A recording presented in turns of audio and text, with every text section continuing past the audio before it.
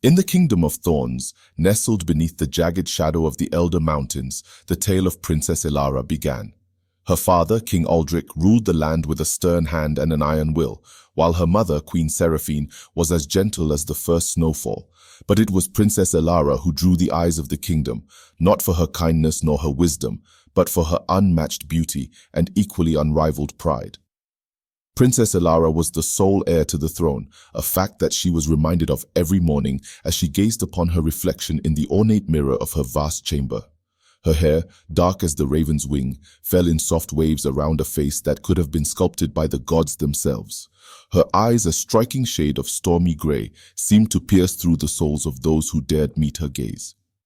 As she prepared for the day, servants fluttered about like nervous sparrows, attending to her every whim. Dresses of silk and velvet hung in her wardrobe, each more exquisite than the last, and jewels sparkled in every color imaginable. Yet with all these riches, Ilara's heart harbored a coldness that no finery could warm. "Be quick about it," Ilara snapped at a young maid who fumbled with the laces of her gown. The maid's hands trembled, and her eyes welled with tears, but she dared not speak a word against the princess. It was well known throughout the kingdom that Princess Ilara's wrath was swift and her forgiveness scarce. The day promised festivities as the kingdom prepared for the annual festival of the luminaries, a celebration of the longest day of the year, when night seemed to flee and magic danced openly under the eyes of mortals. The streets of Thorns were lined with lanterns and banners, and the air was thick with the scents of roasting meats and sweet pastries. Ilara descended the grand staircase to the palace grounds where the festival would take place. The townsfolk, who had gathered in droves to partake in the joyous occasion, fell into a reverent hush as she passed. Whispers followed in her wake, speaking of her beauty, but also of the chill that seemed to emanate from her very presence. At the festival, jesters juggled and minstrels played merry tunes, yet Ilara found no joy in their performances. She moved through the crowd like a shadow, observing the revelry with a detached air. It was then that she overheard a group of village youths, unaware that the princess herself was within earshot. "Have you ever seen such arrogance?" one girl whispered, her eyes wide with a mix of admiration and disdain. "She walks as if the ground should kiss her feet." "Aye," another youth nodded. "But have you heard? They say she's never known kindness, that it's all thrones and power in her heart. No wonder she's so cold." The word struck Ilara like a winter gale. Anger flared within her, her pride wounded by their careless talk. Yet as she turned to confront them, a hand on her arm stopped her.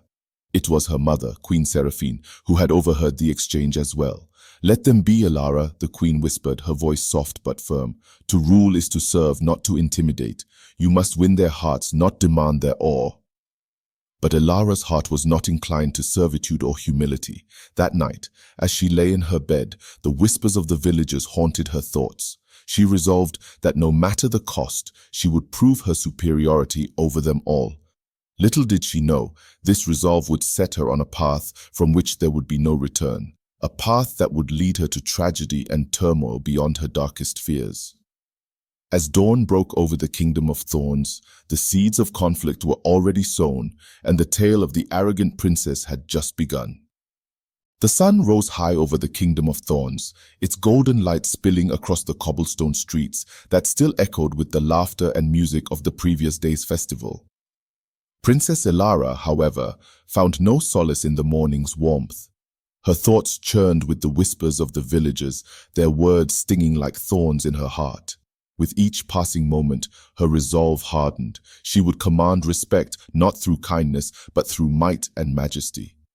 On this day, a grand council was to be held, with nobles from across the kingdom gathering to discuss the affairs of state. Ilara, adorned in a gown of midnight blue that mirrored the storm brewing in her gaze, took her place beside her father, King Aldrich.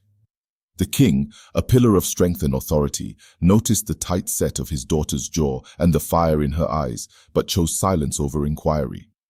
As the council commenced, lords and ladies presented their reports and requests.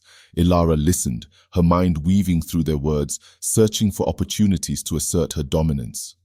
It was then that Lord Marrow, an elder statesman respected for his wisdom, stepped forward with a plea for aid. His lands had suffered from drought, and his people were in despair. "Your Majesty, I beseech you, Let us divert the river to nourish the fields once more. Without it, our crops will fail, and famine will visit our homes, Lord Marrow implored, his voice a blend of desperation and dignity. Ilara saw her chance. Rising from her seat, she addressed the assembly with a voice that commanded attention. And what shall the crown gain from aiding your lands, Lord Marrow? We must consider the wealth of the kingdom as a whole. Why must we suffer to alleviate your misfortune? A murmur rippled through the council. Some nodded in agreement with the princess's practical, albeit harsh, viewpoint. Others exchanged uneasy glances, discomforted by her lack of compassion. King Aldrich, observing the division among his council, interjected, "We will deliberate further on this matter. Compassion for our people must guide us, not merely the pursuit of gain." Ilara's face remained impassive, but her eyes flashed with indignation.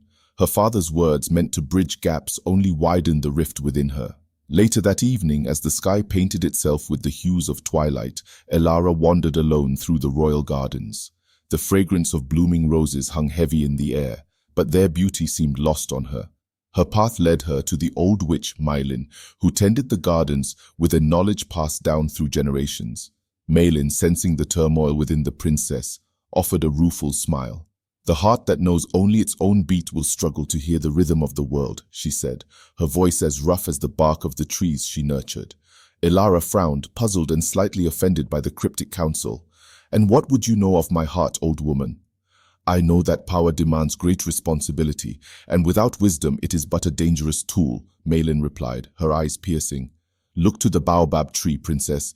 It grows tall and strong because it spreads its roots wide and deep, drawing nourishment from many soils." Ilara turned away, her thoughts as tangled as the vines creeping up the garden walls. She refused to admit it, but the old witch's words echoed the unvoiced fears that lurked in the shadows of her mind. That night, as the storm gathered its strength beyond the mountains, so too did the storm within Ilara. She lay in her bed, the echoes of the day's council mixing with Maylin's metaphors. As lightning cleaved the sky, it mirrored the division in her soul, a division between the pursuit of power and the whispering need for understanding and connection. In the kingdom of thorns, as the first light of dawn crept across the horizon, a hushed breeze whispered through the corridors of the palace. Princess Ilara awoke with the vestiges of troubled dreams clinging to her consciousness, the storm's echo still resounding within her chambers. Today marked the beginning of the harvest ritual, a tradition steeped in the ancient practices of her people, designed to honor the ancestors and beseech their blessings for abundant crops. As the palace stirred to life, Ilara, dressed in ceremonial robes adorned with symbols of harvest, sheaves of wheat, ripe fruits, and the endless cycle of the seasons. Her attire shimmered with threads of gold, catching the morning light and casting an ethereal glow around her.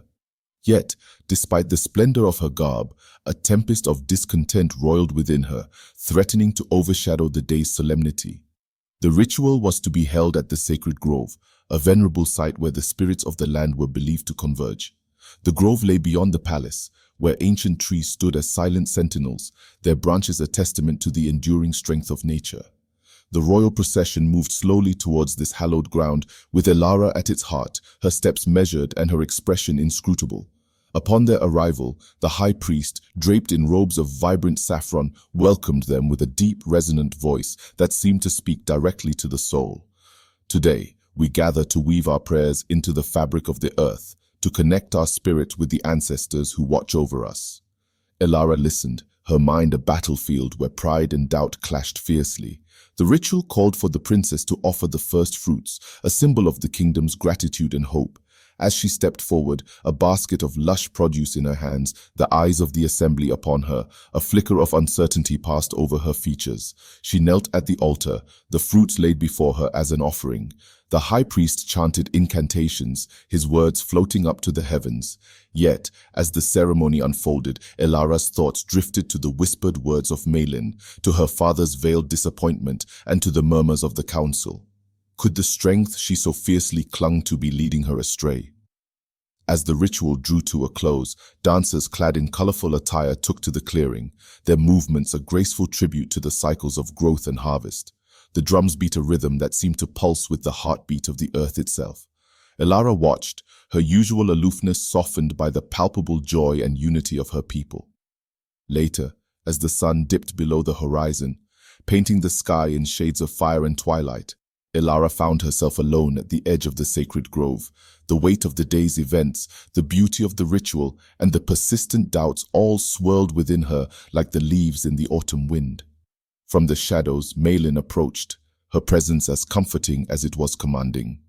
"The roots of wisdom are watered by the springs of understanding," she spoke gently, her words carrying the weight of ages. "Listen to the whispers of the past, princess. They speak not to lead you astray, but to guide you towards a truth greater than yourself." Elara turned to face the old witch, the moonlight illuminating her troubled countenance. In the silence of the grove, with the ancestors' whispers rustling through the leaves, a spark of realization flickered in her heart. As the stars began to stud the night sky, Elara pondered her path, the voices of tradition and innovation melding into a call that she could no longer ignore. As the moon cast a silvery glow over the kingdom of thorns, the night air was filled with the cooling whisper of secrets. Princess Elara, her heart newly awakened to the murmurs of ancient wisdom, paced the length of her lavish chamber, her mind racing with newfound thoughts and questions. The echoes of the harvest ritual lingered in her spirit, challenging the fortress of solitude she had built around her heart. With the morning sun yet to rise, Elara made her way to the palace library, a vast hall where the walls were lined with scrolls and books, the guardians of the kingdom's lore and history. The scent of old parchment and leather filled the air, a balm to her restless soul. She wandered through the rows of shelves, her fingertips brushing against the bindings, each one a doorway to knowledge long passed down through generations. Her search led her to a dusty tome, its cover embossed with the intricate carvings of the baobab tree, symbolizing strength and resilience. Elara, drawn by the symbol that Malin had spoken of, settled into the worn leather chair by the window, the first light of dawn casting long shadows across the floor. As she turned the pages, the story of a past princess emerged, one who had ruled with both firmness and a deep compassion, understanding that the strength of a ruler lay in the love of her people. Absorbed in the tale, Elara felt a connection across the ages, a link that whispered of power wielded with wisdom and heart. The story spoke of alliances built not on fear or superiority, but on mutual respect and cooperation. This ancient princess had faced challenges, both from within her borders and beyond, yet her legacy was that of peace and prosperity. As the sun rose higher, casting golden streams of light into the library, Elara's thoughts turned to her own rule yet to come. Could she, like the princess in the tale, find a balance between strength and kindness? The weight of her earlier actions at the council meeting pressed upon her, the memory of Lord Marrow's desperate plea echoing in the silent chamber. Determined to seek guidance, Elara left the sanctuary of the library and sought out her father, King Aldric. She found him in the royal gardens, where the morning light played through the leaves, creating patterns of light and shadow on the path. "Father," Elara began, her voice steadier than she felt, "I have been lost in a darkness of my own making, blinded by a need to prove my strength, but I have learned that true strength lies in understanding and unity." King Aldric listened, his expression revealing nothing of his thoughts. After a moment he spoke, his voice resonant with the wisdom of his years. "It is a hard lesson to learn, and a harder one to apply, my daughter. The path of a ruler is strewn with such revelations." Encouraged by her father's words, Elara continued, "I would seek to amend the division I have sown. With your counsel, perhaps we could reconsider Lord Marrow's plea, find a way that benefits all without weakening our resources." King Aldric nodded, a slow smile spreading across his face. "That is a wise course, Elara. Let us examine the possibilities together. It is not only your legacy that is shaped by such decisions, but the very soul of our kingdom." As they walked together through the garden, discussing the potential for change and renewal, Elara felt a lightness she had not known before. The path ahead remained fraught with challenges, but for the first time, she embraced her role not as a burden, but as an opportunity to weave her story into the fabric of her people's history, guided by the lessons of the past and the hopes for the future. As the day aged into afternoon, the Kingdom of Thorns hummed with renewed activity, spurred by Princess Elara's shift in heart and mind. Word of her renewed approach to leadership spread like wildfire, stirring both skepticism and hope among the citizens and nobility alike.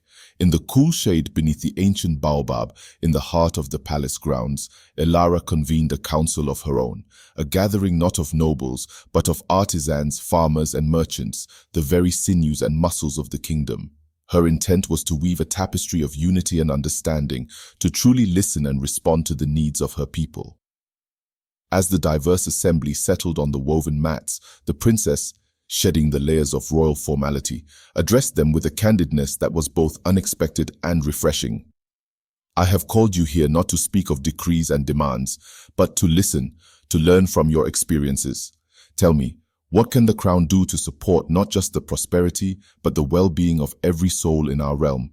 One by one, voices rose, some tremulous, others bold, each sharing stories of their lives, their struggles, and their dreams. A weaver spoke of the need for better markets to sell their goods. A farmer discussed the hardships caused by unpredictable weather and the potential of communal granaries to lessen the blow of poor harvests. A young apprentice talked about the lack of schooling for craftspeople's children. Listening intently, Elara felt the walls she had built around her heart crumble bit by bit, each story adding a stone to the foundation of her new resolve. It was a dialogue unlike any other she had participated in, marked by an exchange of truths and a shared desire for a brighter future. As the sun began its descent, casting long shadows and bathing the baobab in a golden hue, a plan began to form in Elara's mind, a series of initiatives that would harness the collective strength and creativity of her people.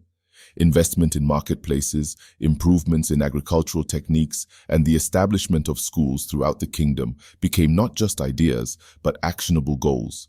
Inspired by the ancient tales she had read and the wisdom shared beneath the baobab, Elara addressed the gathering once more. Today, we plant new seeds, seeds that I believe will grow into a legacy of prosperity and kinship.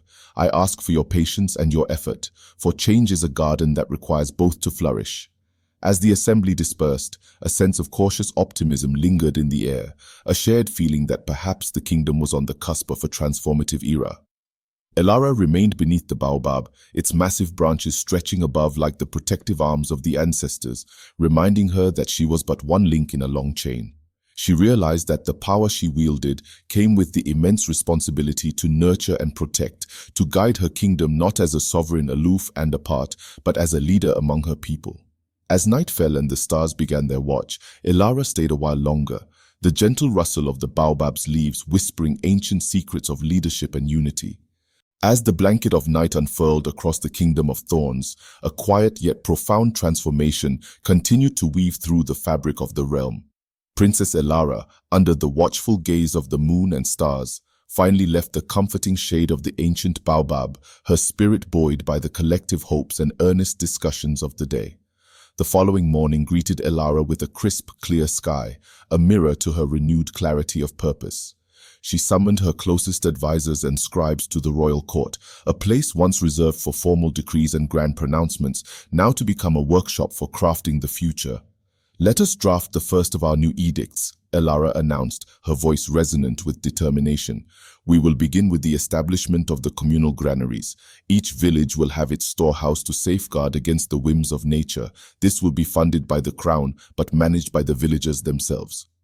Her council exchanged looks of approval and concern, the balance of tradition and innovation always delicate. Yet, inspired by their princess's leadership, they set to work, their quills scratching out the details of this new decree.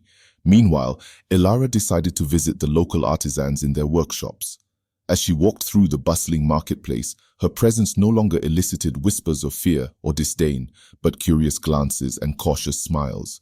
The artisans, surprised but heartened by her genuine interest, showed her the fruits of their crafts: pottery, weaving, and smithing. An elderly potter, his hands clay-stained and wise, presented Elara with a bowl adorned with the figures of the baobab and the harvest. "Your Highness, this is the story of our people, our struggles and our hopes. We craft not just objects, but the legacy of our hands and hearts." Elara accepted the gift, her hands cradling the cool clay, feeling the weight of the potter's words. "Thank you. Let this bowl be a symbol of what we are striving to build, a kingdom where every hand and heart contributes to our collective story." Her next visits took her to the fields where farmers tilled the soil under the sun's watchful eye. They shared with her their techniques and trials, their knowledge as deep as the roots of the crops they nurtured. Elara listened, asked questions, and even took a hand at the plow, her brow furrowed with the effort, her heart light with the joy of learning. As the sun began its descent, casting a warm golden light over the fields, Elara stood amidst the tall stalks of wheat, her eyes reflecting the vast expanse of her kingdom. She realized that each day brought with it lessons of humility and leadership, each conversation a thread in the larger tapestry of her reign. That evening, back in the palace, Elara met with Malin once more. The old witch greeted her with a knowing smile, her eyes twinkling like the stars above. "Your Highness, the kingdom feels a change, like the earth feels the rain after a long drought. It's refreshing, it's necessary," Malin said, her voice as comforting as the evening breeze. Elara nodded, her resolve firm yet her approach gentler. "There is much to do and many more to listen to, but I believe we are sowing the seeds of a future that will endure." As they spoke, the stars continued their celestial dance above, indifferent and yet intimately connected to the human hearts beating below. Under their light, Elara's path stretched forth, not predetermined and unchangeable, but fluid, woven by the hands of those she led and learned from, a living testament to the power of transformation. In the kingdom of thorns, as the days rolled into weeks, the winds began to shift. The air grew heavy, laden with the scent of rain and the tension of something unseen. The skies, once clear and bright, now brooded with dark clouds, and whispers of unease began to spread through the villages and towns. Though progress was being made, with new granaries rising and markets bustling with renewed energy, an undercurrent of anxiety rippled through the land. Princess Elara, ever vigilant, noticed the change in the atmosphere. The once hopeful eyes of her people now held a flicker of worry, and the whispers that reached her ears were laced with fear.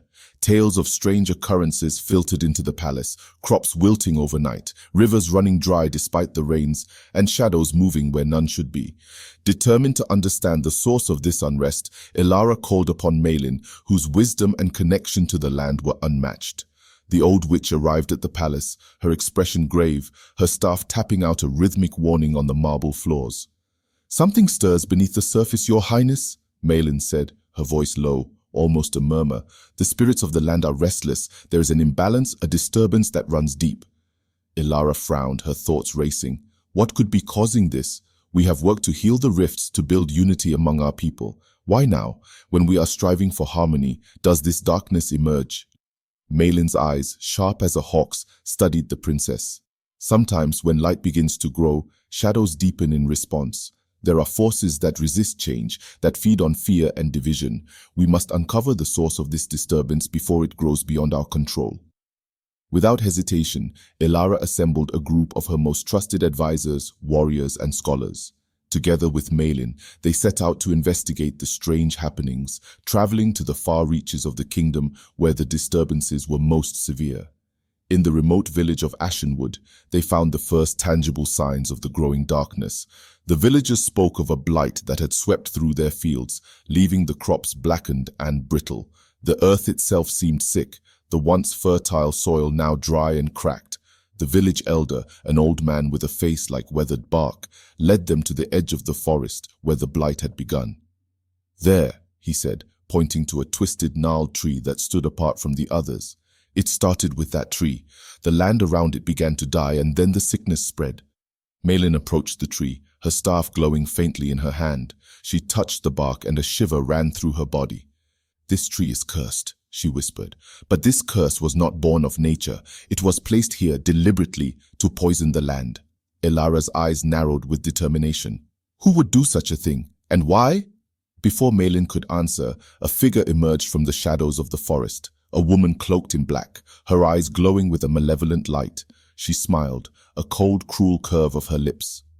"I see you have found my little gift," the woman said, her voice dripping with venom.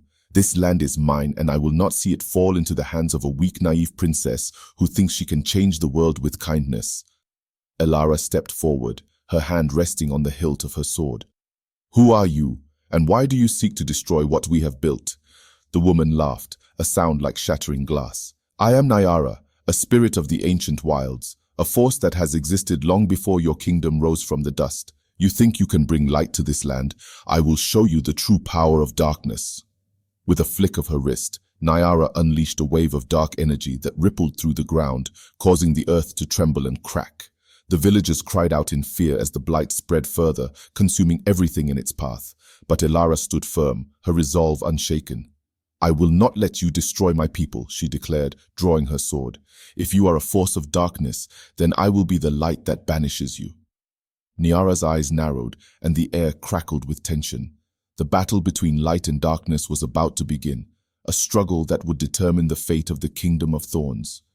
The sky above Ashenwood darkened as Nyara's power surged, thickening the air with the scent of decay.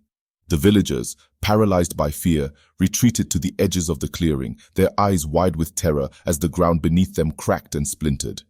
Princess Elara, sword in hand, faced Nyara with a steely resolve that belied the turmoil within her.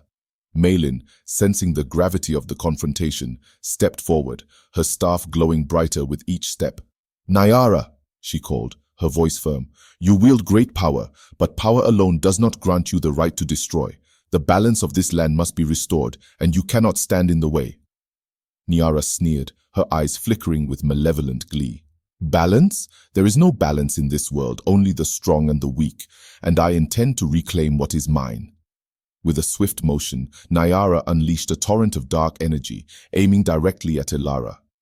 But Malin raised her staff, and a shield of shimmering light formed between Elara and the oncoming force. The dark energy collided with the barrier, dissipating into the air with a crackling hiss. Elara took this moment to strike.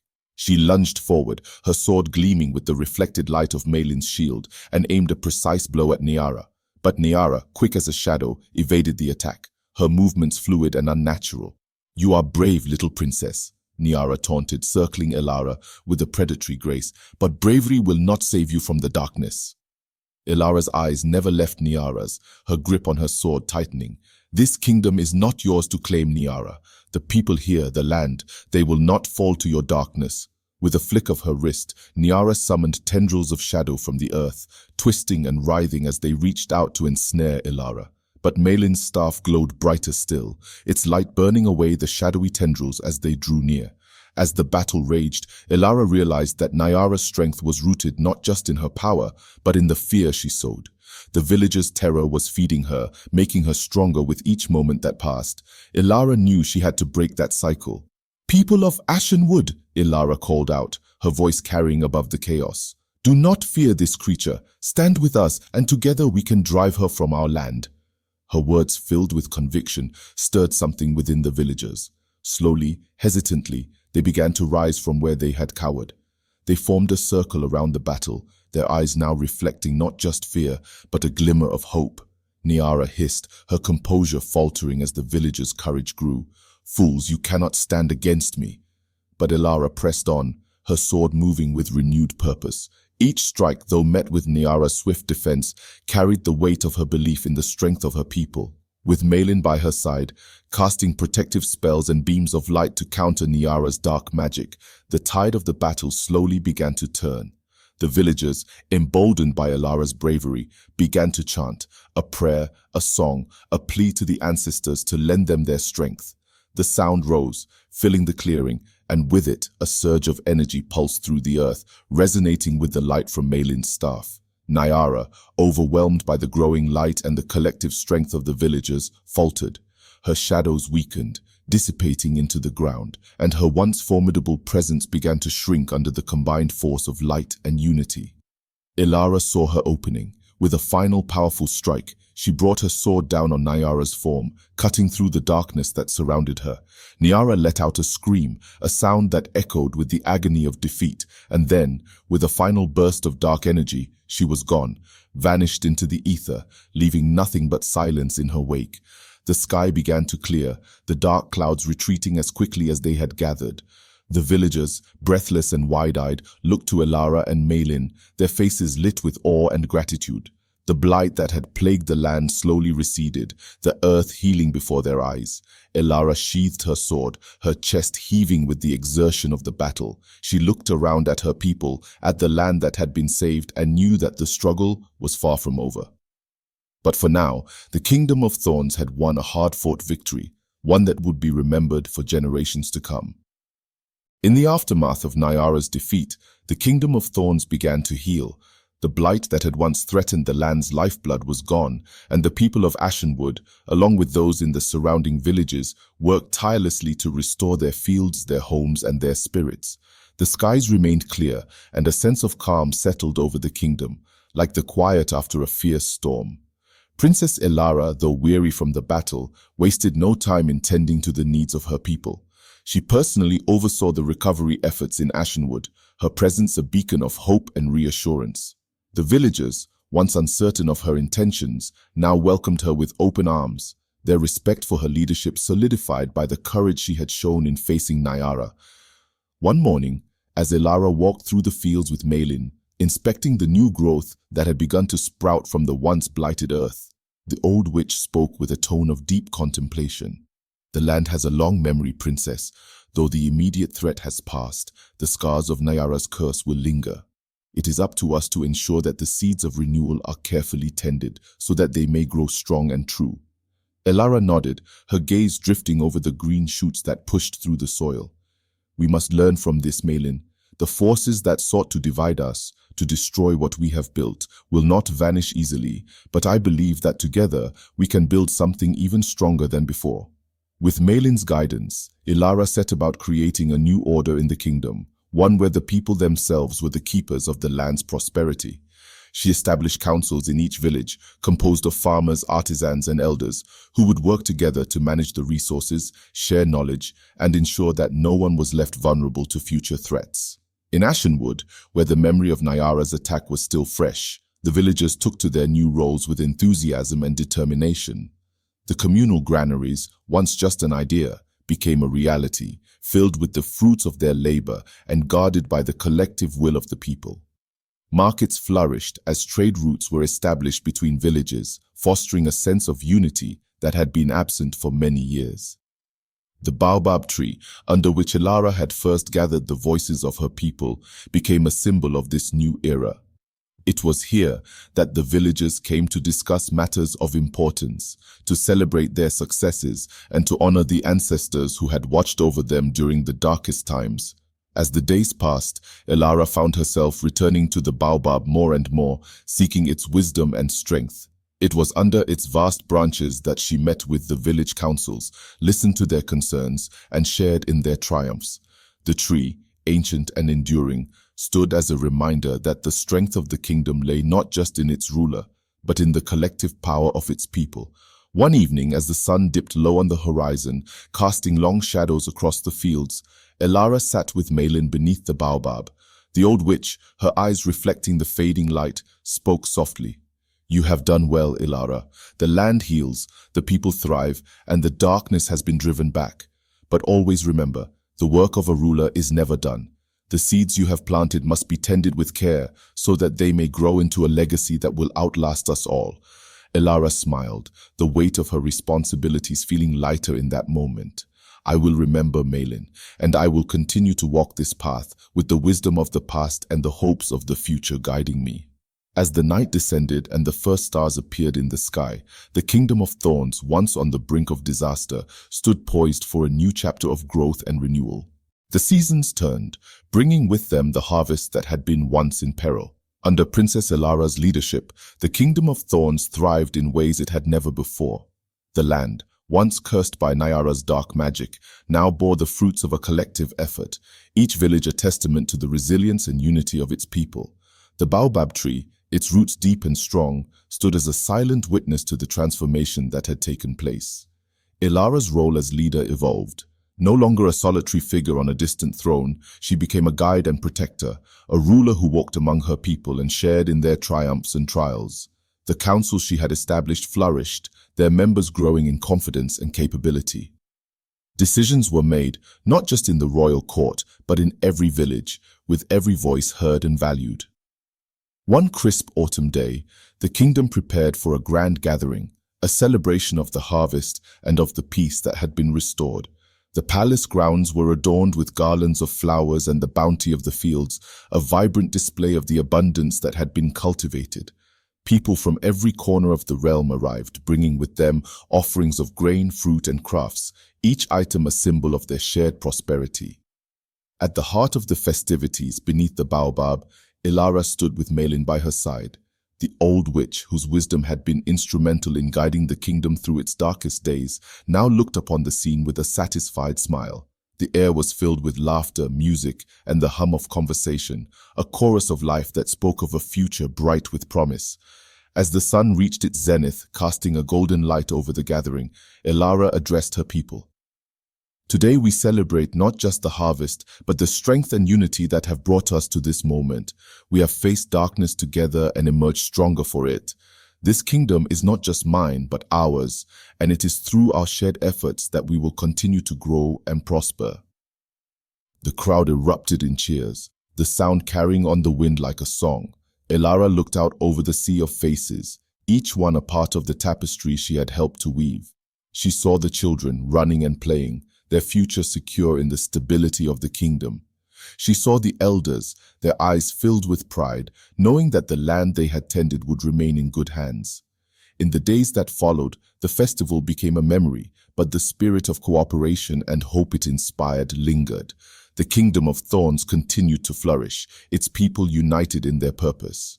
Ilara's reign became the stuff of legends, her name spoken with reverence in every home, her deeds recorded in the annals of history. As the years passed, the baobab tree grew even taller, its branches reaching towards the sky. It became a place of pilgrimage, where people came to seek wisdom, to offer thanks, and to remember the legacy of a princess who had transformed the kingdom. Ilara, now older and wiser, would often visit the tree in the quiet moments of the day. She would sit beneath its vast canopy, the whispers of the wind through the leaves a reminder of the ancestors who had guided her. And in those moments, she felt a deep peace, knowing that she had fulfilled her duty not just as a ruler, but as a guardian of her people's future. In time, Ilara's story would be told around firesides and in the halls of learning, a tale of courage, wisdom, and the enduring power of unity. The kingdom of thorns, once threatened by darkness, stood as a beacon of hope, a testament to what could be achieved when a ruler and their people stood together as one. And so the kingdom of thorns thrived, its legacy secured by the roots of the past, nourished by the efforts of the present, and reaching ever upward towards the future.